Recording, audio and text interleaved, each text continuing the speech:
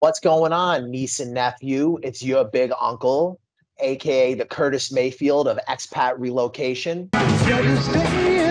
I'm here with my good friend and former confidant, nightclub bouncer. He's based in Wellington, New Zealand. For those of you that are new to the channel, you may not know this. I lived in New Zealand for 3 years. I had residency in New Zealand. My wife's an Australian citizen, and they have what's called the Trans-Tasman Agreement. It allowed me to apply for a work visa and then eventually apply for a residence visa. I lived mostly in Wellington, but I also lived in Dunedin for a little bit. And I got the opportunity to drive around the country a little bit. So I have some perspective on New Zealand. It's a place that definitely was like a transformative period in my life because it was my first time living full-time as an expat and then as an immigrant when I started the residency process. Before that, I had just spent time in Asia. I had dabbled going to Asia, but I had not like fully picked up and left the West. And for me, New Zealand was like the foot in the door, foot out of the door. I was out of the United States, but I was still in a Western country, and I hadn't made the leap yet to the Far East, to the developing world, right? I hadn't seen the opportunities that I didn't even knew existed. I had visited Thailand a little bit, Cambodia a little bit. I had been to a few places, but I did it more as a younger tourist, kind of like in my late 20s. I didn't really have a perspective that I have now. New Zealand was the first place where I really got out of the States, right? And like set up a residency in a different country. And I got to tell you, when I first got there, I was very excited. I was like all in on it. They had fucking healthcare. It seemed like it was a reasonably good place to live. And speaking of healthcare, guys, the sponsor for today's video is Safetywing.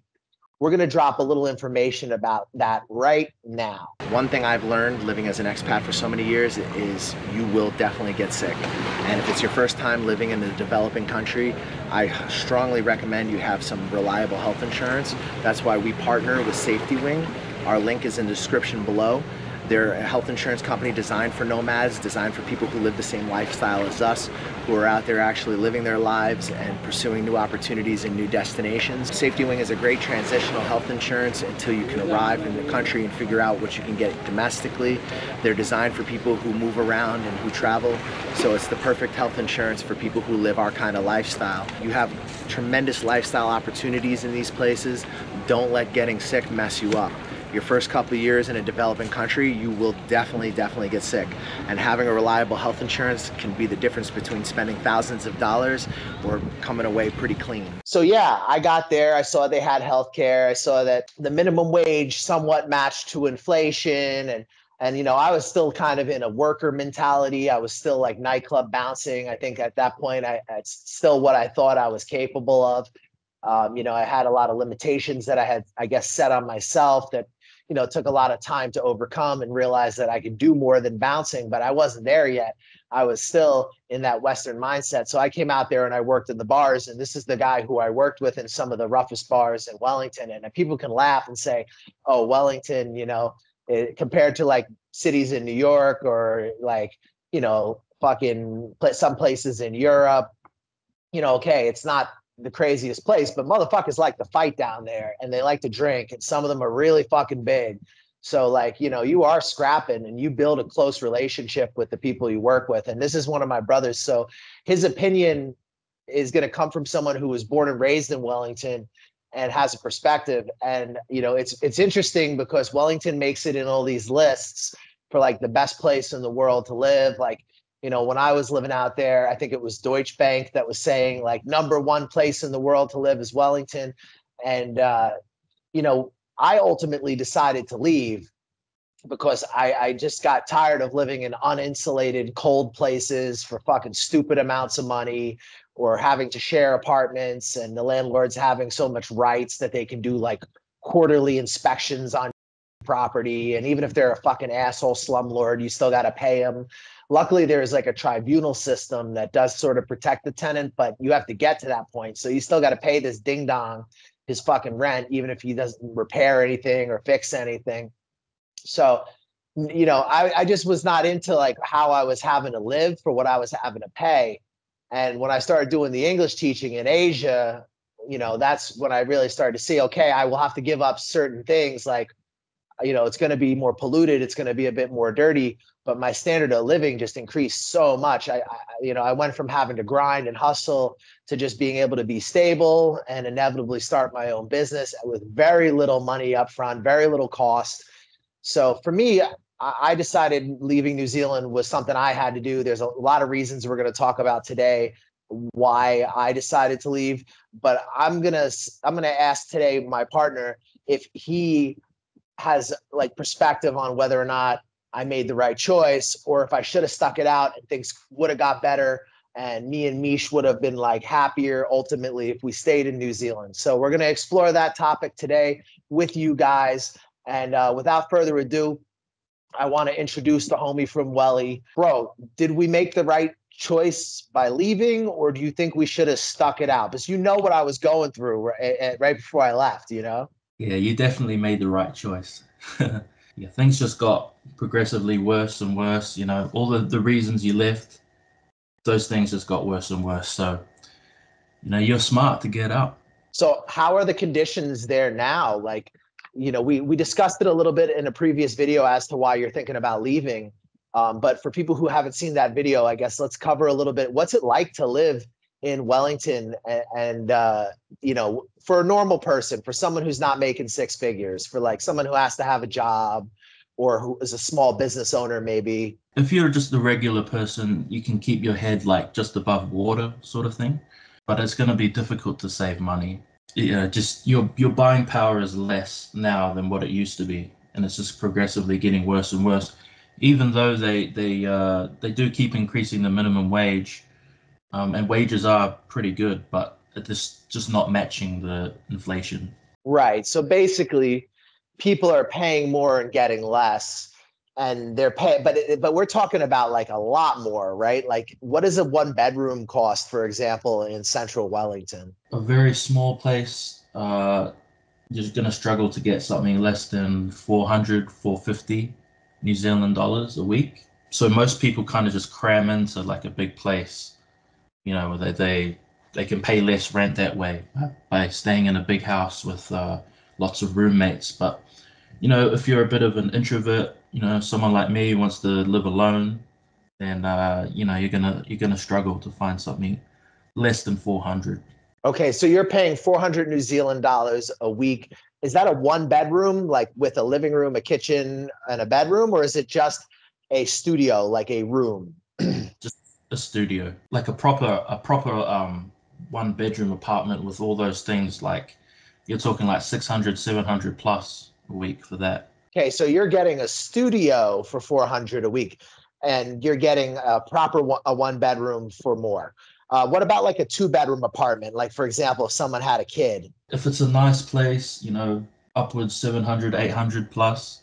It really depends on the area and how well furnished it is. But yeah, I mean, nothing's cheap. That's per week. Yeah, per week. Okay. And what are people earning? Like, what's the minimum wage at now?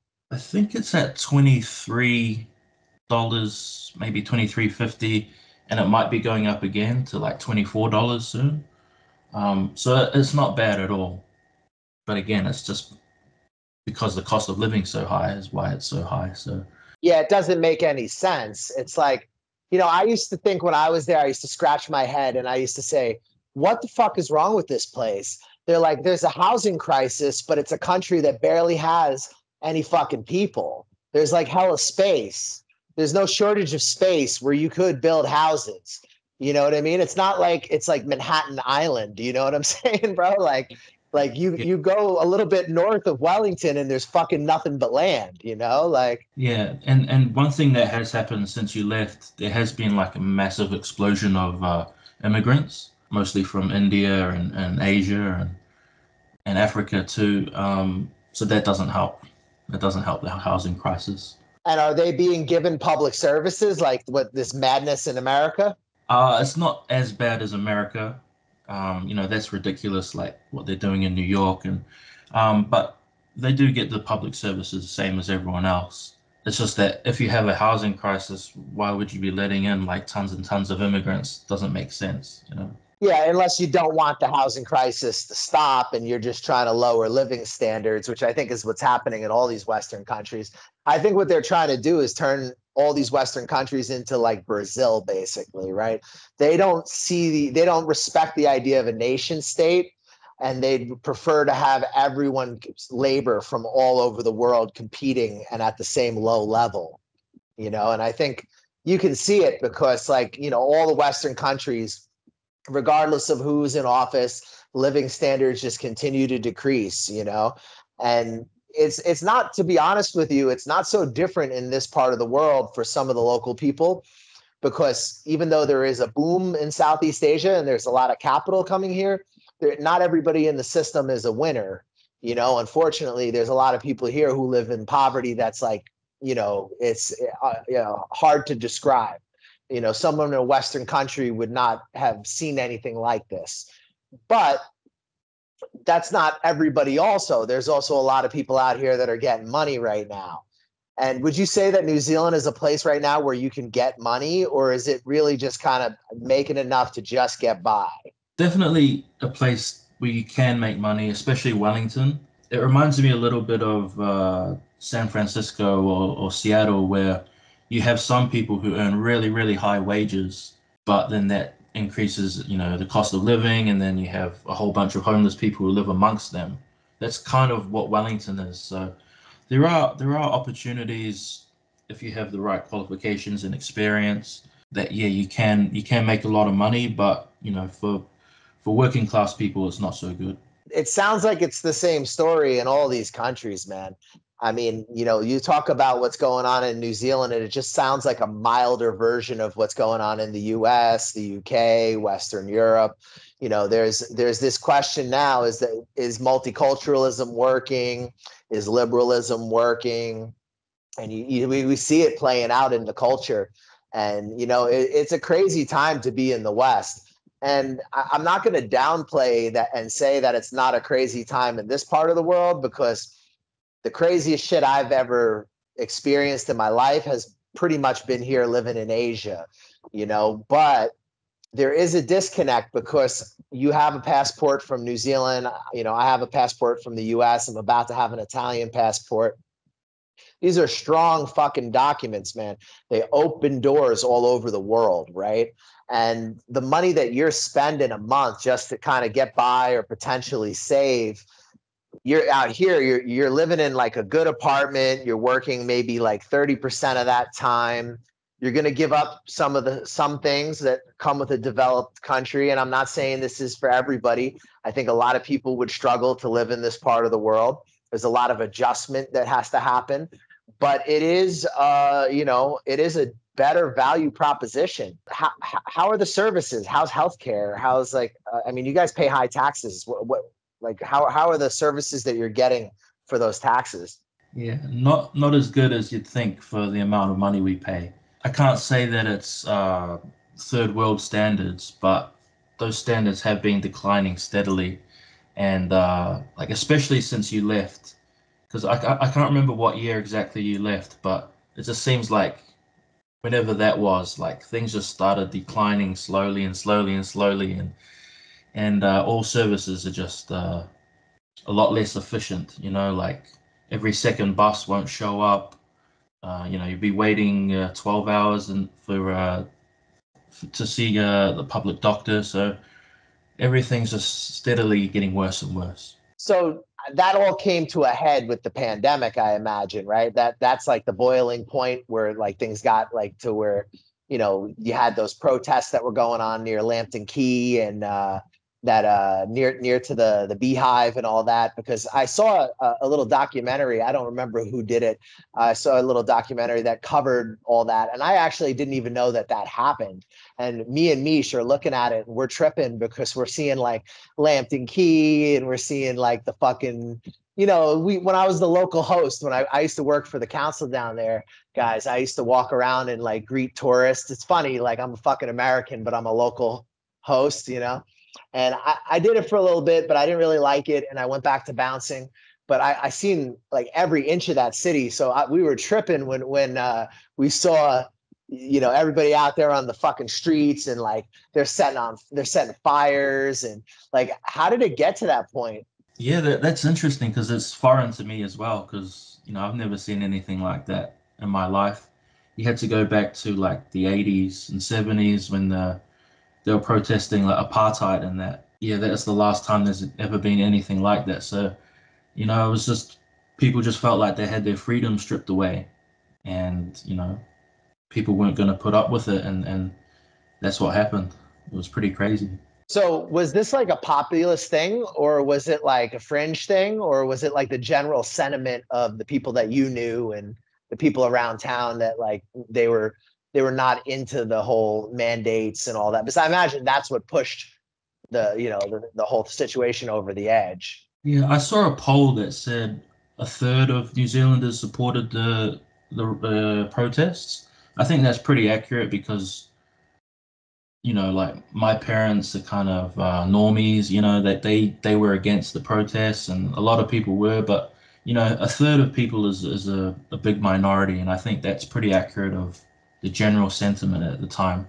So it wasn't fringe; it was a sizable minority. Yeah, that's interesting, man. And it's funny because I could see how people would still not get it, because New Zealand is even more remote version of the United States. Like, America is a bit like a bubble because people don't travel so much because there's a lot of distances between things. And they've also been kind of led to believe that they have this place that's so amazing and they want to see everywhere in their own country before they see other places. Right. So it's a little easier to manipulate people who are like that.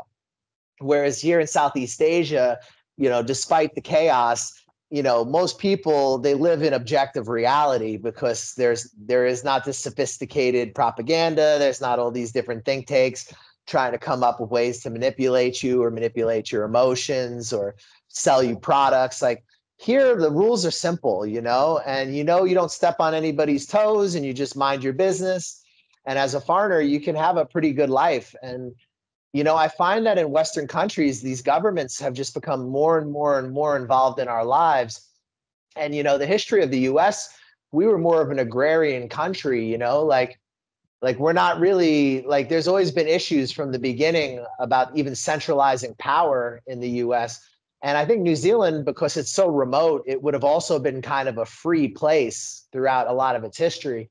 So to have the government as involved in people's lives as it is, I mean, that's kind of crazy, like dictating medical, what kind of medicine you need to put in your body or put in your children's body. Yeah, bro. I mean, what's that thing they said? Yeah, they'll own nothing and they'll like it. So it's a lot like that.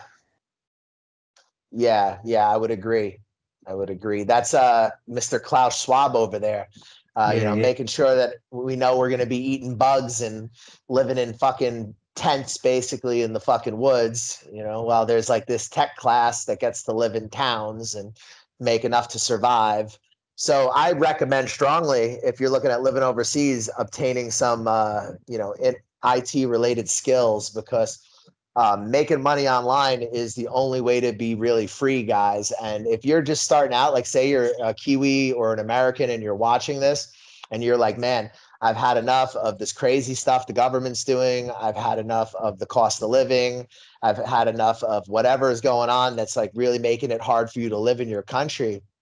You know, you can come out here and you can be on your feet with like $5,000 or $6,000 just to start. I mean, as long as you're willing to do anything in order to stay, you're going to find a way to stay. And if you're working with us, it's going to be a lot easier because you're already going to be coming out here and being in a network, right? So if you guys are watching this and you're thinking, man, I don't like the direction my country's going, definitely reach us on the Facebook fan page. We do hourly consulting. We have relocation packages where we pump you into a big network of contacts overseas. And like I said, I don't bullshit people. I'm not going to tell you guys that living in Southeast Asia doesn't have a ton of fucking problems. But I think I pay maybe, God, not even a fraction of what he pays in order to live. And I enjoy a far higher standard of living. Right now, I eat out generally, usually 1 to 2 meals a day. I'll go to jujitsu. I get massages usually once or twice a week. And my wife and me were spending about $1,500 a month. And that's like all our food expenses, some luxuries. Our building is nice. It's got a pool, it's got a sauna, and there's ways to make money here, guys. And if you're from New Zealand, like teaching English is something that you definitely can do out here. It's competitive in Cambodia because the visas are easy, and generally here they don't really care how educated you are. They care more about like who will do it for the price they want it done, kind of. The Vietnamese are more willing to pay for people who are like actually like teachers and are qualified. We can help you there as well. So if you're really not enjoying what's going on in the West, get at us. So you think that overall I made the right choice? Like, how about like the whole scene on Courtney Place? Is there still like fights every weekend? Is there still hella people out drinking and throwing up, or is it like different now? Yeah, it's dead, man. Like a lot It's of the dead. bars yeah, bro. A lot of the bars that, because it used to be such a vibrant nightlife, like there was chaos, but at least, it was busy and the business was pumping. Now the Mm. business is dead, man. I don't know if you remember, every weekend it would be like a carnival atmosphere, Oh, I with, remember. yeah, people just all over the streets. Now there's probably like a third as many people on the streets. They're all just little, 18-year-olds, little kids. And yeah, I mean, I don't know why like you would want to own a bar in Wellington, just with all the regulations they've enforced. Yeah, you have to be so strict with drunkenness and with alcohol and disorderly behavior. Like before it was chaos, but at least it was fun.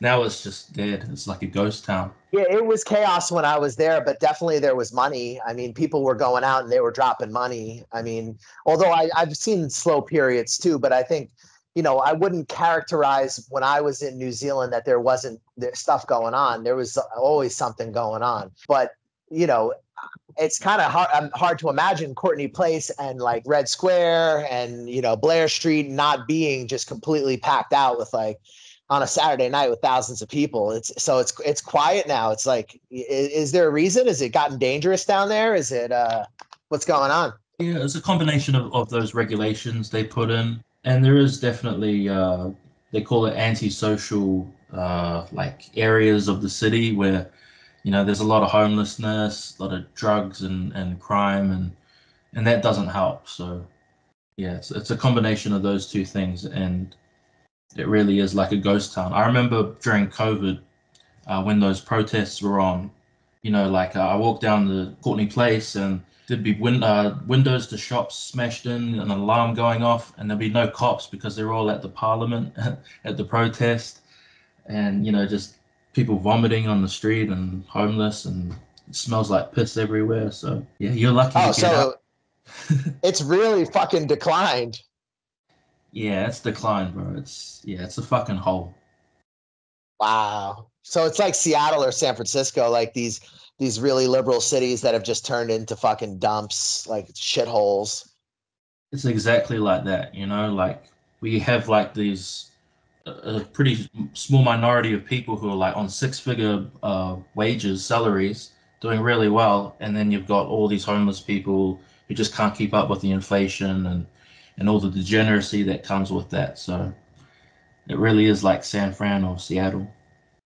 So I lived in both San Francisco and Seattle, and I lived in San Francisco from the original .com bubble. So I lived there when it was still pretty cheap to live there. I moved out, and I think it was like 2003. I was paying like $750 a month, and I lived in downtown San Francisco in the Tenderloin, but in like a nicer street of the Tenderloin, like almost out of the Tenderloin. And it wasn't a big place. It was just like me, my girl, and her home girl, and we're all in this like studio apartment. We were like fucking, I don't even know, maybe 18 or 19 or some shit like that. And we were young. I don't exactly remember, but it was not that expensive. And then I would leave and I would spend some time in other places, and it got a little bit more expensive.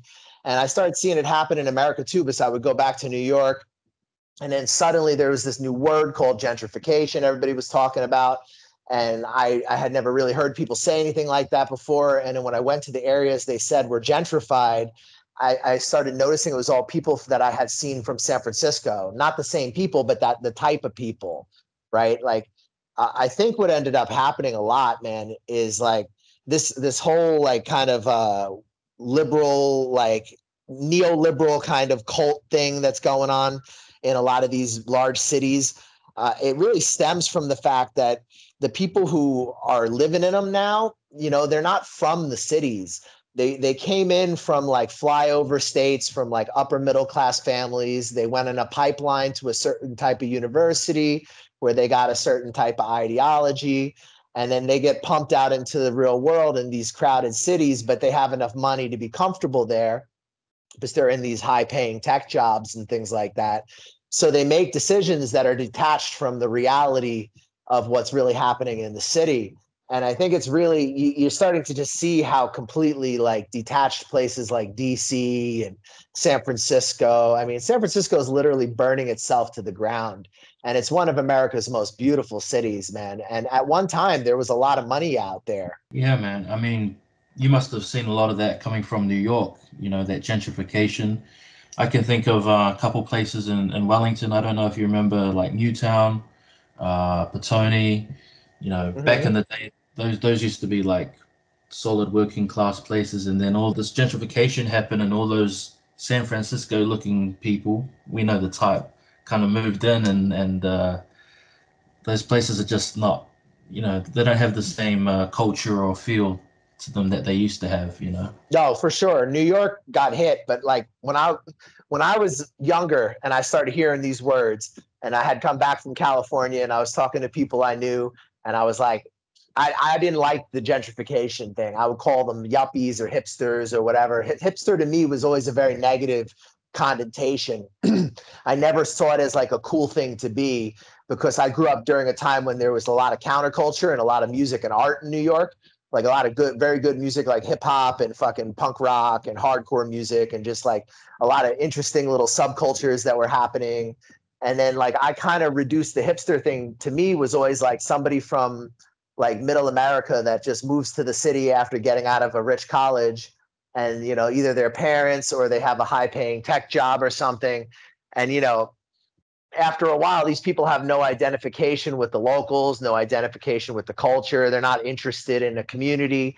They just want to be as close to the center as they can be. So, you know, it really does have a negative effect. And like my homeboys back in the day would be like, oh, you know, it's a good thing because they're getting all the scumbags out. And I'm like, well, yeah, okay, maybe it starts in the fucking really fucking bad areas because some of those are close to the city. But it's like, what, you don't think that they're gonna fucking buy up your neighborhood too? You don't think that if your area, if like your area is like working class, like Italian or Polish, like somebody's not gonna come with you for money? And then the other thing is that everybody would complain about the neighborhoods changing, but they would sell their fucking houses. So you would have these people who families have owned a house in Brooklyn for like, you know, maybe a couple generations, and a Chinese guy comes along with a suitcase full of fucking cash, and they go cash out and move to Staten Island. Is that a similar kind of phenomenon in New Zealand? Yeah, definitely, especially with the Chinese buying up the land, and you know, that was definitely a big thing when you were in New Zealand. I'm not sure. I think that the government that was had been in place for the last, you know, 3 or 4 years had kind of pushed back on, you know, all the foreign ownership in the country, which is good. But now we've got that national government, they might go back to those Chinese investors. So yeah, these seem to be like Western problems, I think. So it's pretty much the same in America as it is in New Zealand. Well, from my perspective, guys, now I'm not going to sit here and with a straight face tell you that it's much better in Cambodia. For local people, it largely depends on their circumstances. Or in Vietnam, it largely depends on if their family has money or they don't. Are they from a city or are they from the countryside?